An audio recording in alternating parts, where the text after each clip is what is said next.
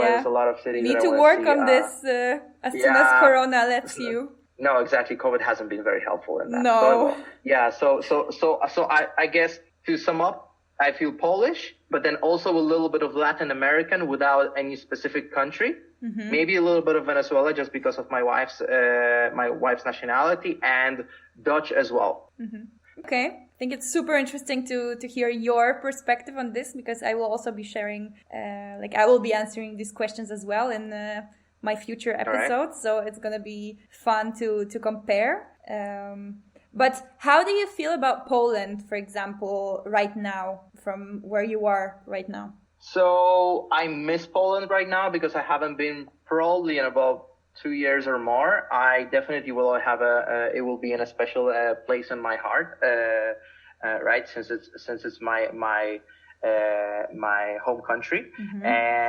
I don't plan to live there in the near future.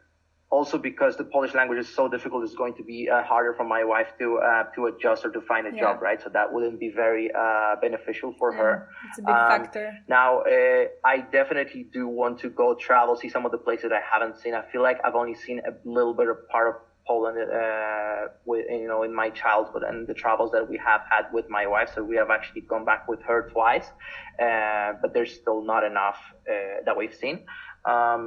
I always, whenever somebody asks, like, where are you from? Always going to be Poland, right? So that's always going to be my answer. And one thing that I find interesting is I noticed that a lot of the people that have emigrated a long time ago begin to lose that nationality, right? So I have met a person at a workplace that actually is Polish, but very strangely, that person has emigrated around the same time as me, but it has become very difficult for me to even make them speak Polish to me. It would get to the point where I would be speaking Polish and they would reply in English.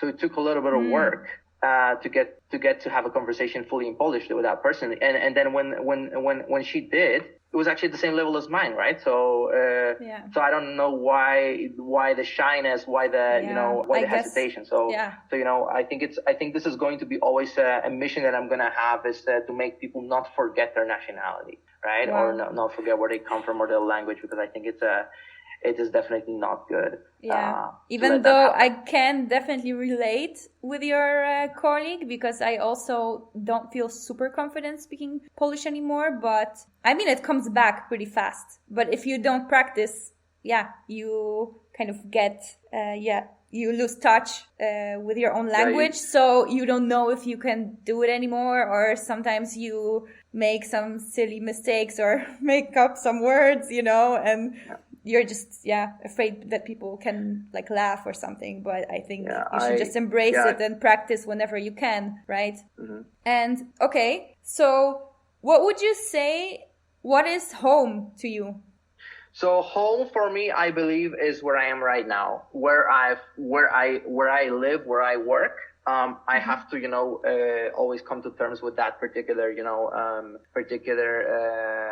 realization, because when you look at the fact that when we were in the US previously, it was a work permit. So, for example, I knew that we had to leave at some point, right? Mm-hmm. There was a clock on it, so to say.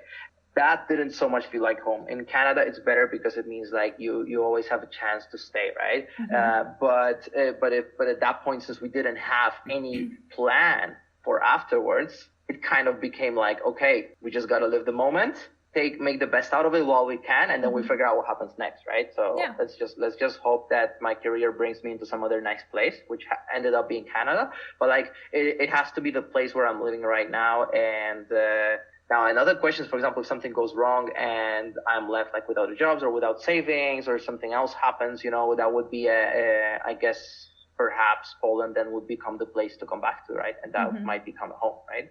So, but for now, if you were to ask me where I would settle right now, Canada seems like it's a possibility. Yeah. We are just surviving our first winter, which is almost over. Hasn't been that bad. Probably I'm a little bit biased because we didn't have to get out of the house as much as we normally would have. Yeah. So I think we're going to probably give it another go just to be sure. So Canada basically passed the initial test, but you're just going to wait a little bit to confirm. Yeah, I think I think there's enough that it has to offer to offset any cold that has, that has impacted us throughout the winter, right? I don't think it's that bad, honestly. Mm-hmm. What would you say is the most annoying expat question that you get? To be honest with you, I don't really get that many expat questions because I'm technically not an expat. I guess also in Canada it's different because everybody's international, right? Yeah, I think, an expat to me is a person who works on the payroll of another country and kind of just sits in another country on a temporary assignment here. Like wherever I've gone, I actually got paid in that country, paid taxes in that country, which actually makes things a lot easier, right? Because that way you kind of, you don't have to have somebody else to deal with you. It doesn't get complicated with like all the different laws and things like that. And another thing that it makes it easier is that since you've already had employment history in the country, it becomes easier to actually immigrate should you want to stay, right? So for example, in Canada, it's actually an advantage, like I mentioned before. So, question-wise, let's come back to that later. Let's see if I can come up with something while we keep talking. Okay, cool. To wrap up this culture part of the episode, did you, at any point during your moving around journey, did you experience any culture shock? And what was the biggest one, if you did? Yes, I did experience a lot of culture shock when I first moved to the US. Things are very different in the US. For example, one thing that has struck me is the tipping culture in the Americas, specifically in the US. In Europe, I did not think it would be it would be normal to give a 20% or even 30% tip on a restaurant bill, right? This is not something that's heard of in Europe. At least not where I've lived before. But there it is actually expected. It has a little bit to do with the fact that servers and, people who work in these restaurants are not paid enough as such. So there is a lot of pressure from, the guests of the restaurant to just, give them good tips because otherwise they won't be able to make a decent living, right? Yeah. The other thing that it kind of is related to is the US culture of sell, right? So there's always a lot of competition with the selling. There's a lot of commissions everywhere when you get paid, right? So it is kind of very capitalistic, right? Which is not bad per se, but it means that you will never have that security because you always will be pushed to work. Right. Yeah. Another thing that I did notice when I moved to the US is that the vacation is not as so much of a given as in Europe, right? Yeah. Where in Europe the government will give you, like in the Netherlands, it will give you 24 days to start with. In the US, you're lucky if you get 10, right? It's really crazy. So yeah, it is a little bit different, right?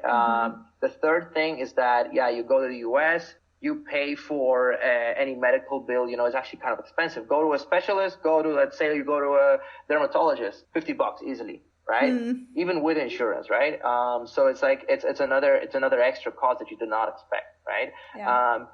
Yeah. So living in the US has been a little bit of a culture shock to me, and you notice the difference, right? And then you look at, you look at the houses, everything is really big everywhere. The cars are always bigger, they have more power. And, so it's a little bit different than Europe, right? So that was a little bit of a culture shock. I did get through it. So it was not that bad, but it is not as easy to make friends, especially in just because of this, right? So, thankfully in Florida, eventually became easy because I got to know a lot of Latin people from work, and speaking Spanish has helped a lot for me to get acclimatized with the Miami area, and it just kind of has started to be like home. And a lot of the networking I've done, I still keep in touch with these people, So yeah.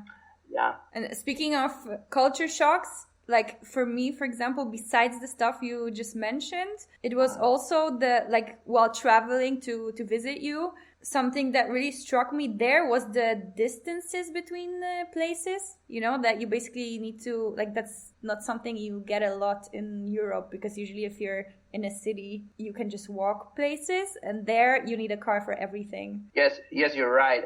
You have to, the point on the having a car is a very valid one, because public transportation is, it's not non-existent, but it's not good. It's like it's gonna take you hours to get to places, right? Where it's gonna take you 4 times longer than to get with a car to the same spot, right? Let's say you need to go to the beach, right? Half an hour easily with a car, give or take another 10 minutes for parking, but easily 2 hours if you were to take a bus, not only because there's no direct connection, but also because they don't really, they don't circulate that often. So, and they're late most of the time too. So yeah, nobody has time for that. No, nobody has time for that, especially in a country like the US where, you work a large part of the time. So imagine, you spend another 4 times on the road. And you don't get days off either. So. Nope.